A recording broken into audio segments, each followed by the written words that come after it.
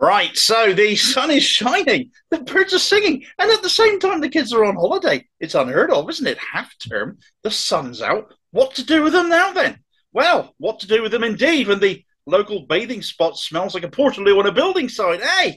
The crisis surrounding our watercourses is carrying on and on and on. It's not getting any better. So let's start with a little bit of a roundup on some of the most recent examples of the government not getting a handle on the sewage crisis. Southern Water at Whitstable on Saturday night released 2 hours of sewage into the sea despite there being no rain whatsoever, making such discharges a permit breaching release, surely. A study of 30 sewage treatment works in 2020 has reported its findings just this weekend gone as well, suggesting some 11 billion litres of sewage was discharged between them over the course of that year.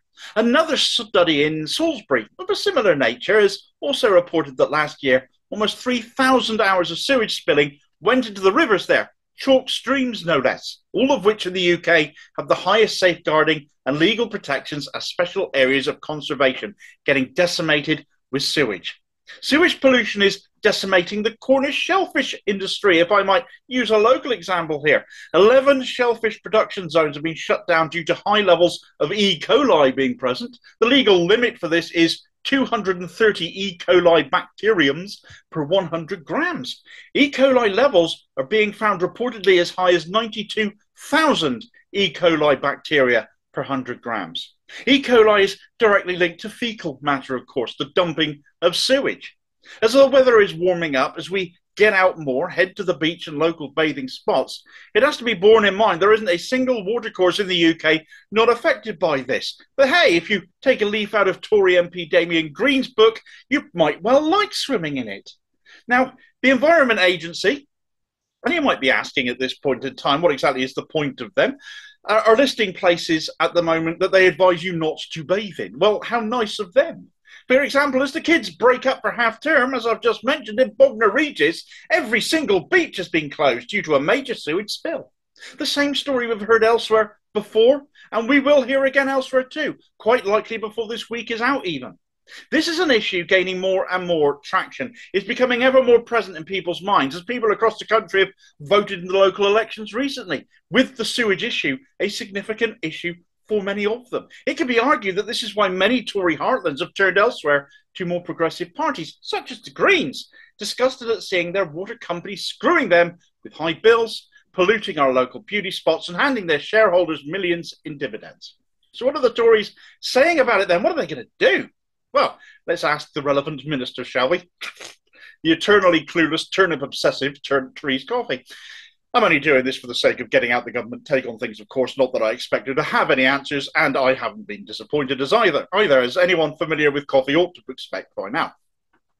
Well, her position at this moment, anyway, is that despite all the floaters on our coast, the turds on the riverbanks, the river's brown and stinky, dead fish, and the like, Coffey went with misinformation. Oh, there's lots of misinformation about sewage dumping out there. It's just not true. It's not a new issue. It's not new at all. It's an old thing. We'll get it fixed by 2050, which is literally the government's target for cleanup. We can't do it straight away. Think of the cost. Your water bill will go through the roof, Coffey has bleated about the £56 billion storm overflow reduction plan as some kind of panacea to the issue in recent weeks. But this has absolutely nothing to do with water companies actually dumping shit in our waterways repeatedly with impunity and with no apparent oversight from anywhere to stop them.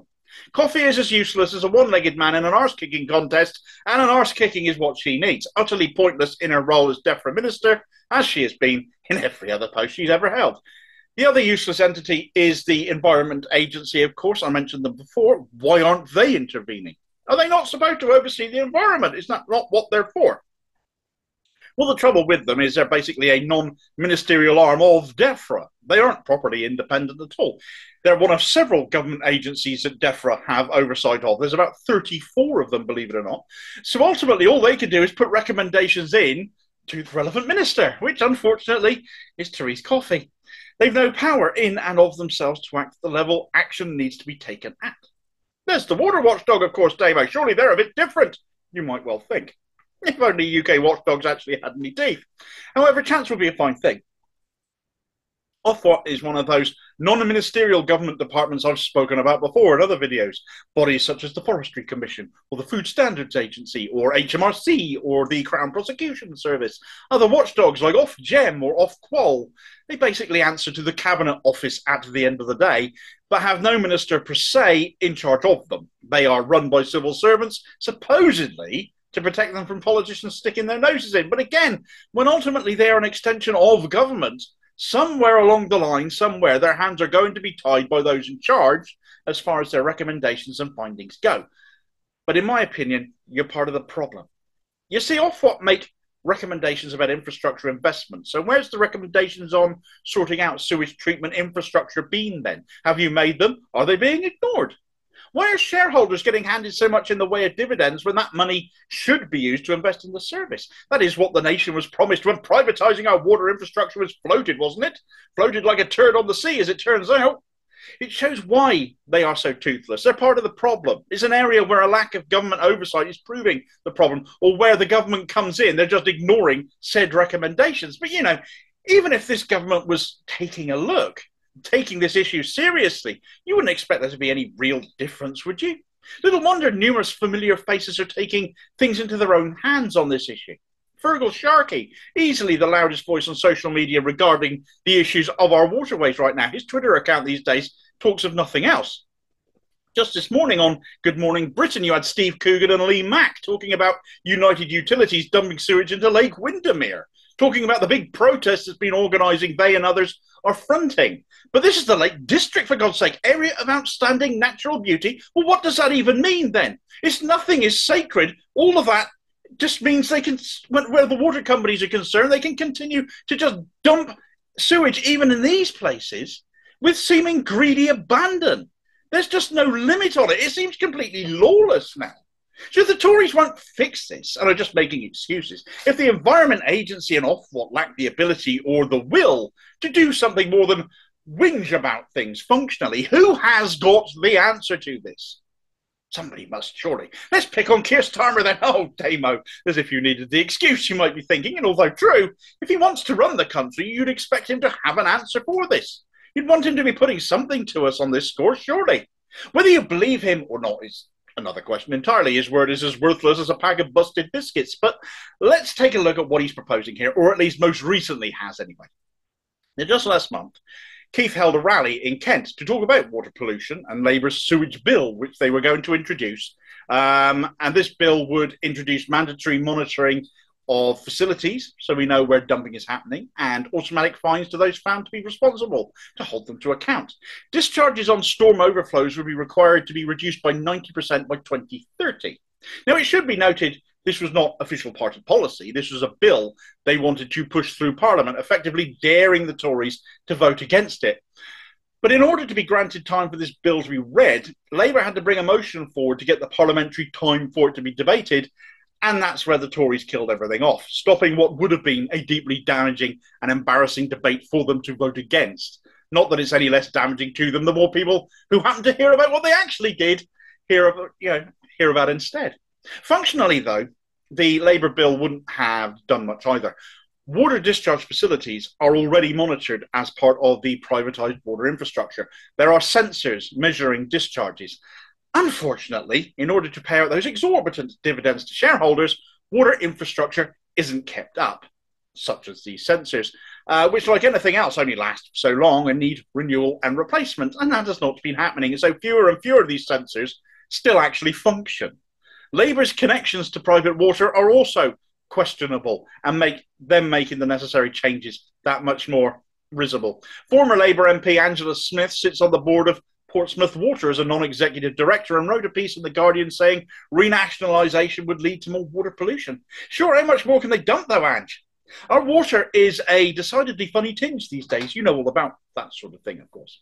Functionally, Labour's proposals were a repeat of much that has already been done, not kept up, and the fines are never enough to hurt these multi-billion-pound businesses profiting off a resource none of us can live without, a monopolised cartel as it has become.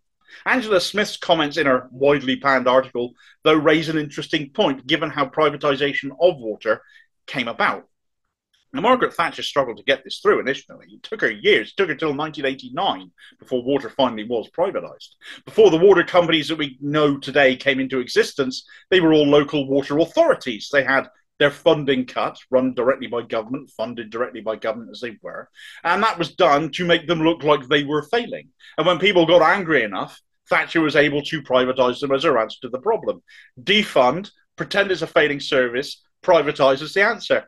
It's something they've done, rinsed and repeated many times in many other different ways, and we're currently seeing it happening within our NHS. And they're still getting away with it as the wool continues to be pulled over too many eyes. Now, these water authorities all got floated on the stock exchange, and what we have today is the end result of that. A public asset none of us can live without, which has been flogged off for a one-off injection of cash to the government as it was, and something wealthy investors got to invest in, got rich off the back of, and fundamentally destroy our watercourses in the process. Every turd floating down the stream should have Thatcher's face imprinted on it, should have her name written all the way through it like a stick of stinky rock. I mean, it stinks as everything she did always has. It's not even the whole story, though, either. If we set aside the pollution aspect of water privatisation briefly, the infrastructure that I've talked about with regard to those sensors a moment ago that we've lost elsewhere is impacted our lives in a lot of other ways too. Since the water was privatised in 1989, not one new reservoir anywhere in the country has been built. Not one. Instead, private water companies have been selling reservoirs off over that time, often to developers, so that they could build houses there instead. Think about how much warmer it's got over the last 34 years of water privatisation, and we have less drinking water storage now than we did then. Cornwall is still under a hosepipe ban from last year as an example of the direction we're heading in. The public were conned out of public ownership of water, and we're living with the consequences of that now. The Tories won't reverse that. They're ideologically opposed to it. They never accept responsibility for ever getting anything wrong. And to this day, they revere Thatcher as a god and not the utter parasite on the lives of everyone living with the consequences of her actions, still to this day. Labour are no better, where Tony Blair said he saw it as his moral obligation to continue with her work, heir to Thatcher as he is, her greatest achievement in her words. Corbyn put renationalisation of our water, reversing the damage being done and ending the exploitation to us all front and centre. He couldn't be allowed to lead the country, therefore, could he? So he was demonised and shunned, as he has been, and so many people still believe he's an awful, terrible person. Starmer promised this in his leadership pledges too, carrying on as the continuity Corbyn candidate, but binned it all, as he revealed himself not to be that at all, but the heir to Blair instead. Yet another Thatcherite wedded to the same dull, damaging politics we've had for decades. After all of this, and I've spoken about here, the moral case for renationalisation of water as the only conceivable answer has never been clearer. Forget the financial aspect of it completely. That can be rectified quite easily. The money can be found to renationalise water, and a tax on wealth can offset the risk of inflation rises as a case of that. This is a moral case to save our environment above the financial case, though. The only way to get our waterways back to where we want them is to take back control of them. These companies cannot be trusted to clean up, to invest when they are driven by profits and keeping their shareholders happy. Fines have no effect. They're never enough. They need to have these assets removed from their control. That is the only thing that will hurt them. They have shown they do not take their responsibilities seriously. The damage is clear for all to see now. There is one party right now with this solidly as a manifesto pledge, has had for several years, and that perhaps least surprising given the topic, is the Green Party. In the interest of the country, of us, and the environment, water, along with energy, all in the same policy, must be renationalised. That's Green Party policy. Thatcher's greed and free market obsession is the only reason we ever ended up losing these assets. We need all new politics to fix things. The status quo has to end. This taking turns between the Tories and Labour changes absolutely nothing. There is no alternative when you only make that choice. It is not just a financial or environmental argument anymore. It is completely immoral to not renationalise now. And after you've liked, shared and subscribed to this channel, having appreciated the information freely given to you here, might I suggest joining the Greens if you support this thinking? And if not entirely convinced, here's a video I did recently showing why they are positioning themselves as the real opposition these days, and as such, why the establishment is running rather scared of them. And I will catch you on the next video. Cheers, folks. Cheers, folks. And you devils. Terrible children. Yeah, you are. You are. You just spoiled the end of my video. How dare you?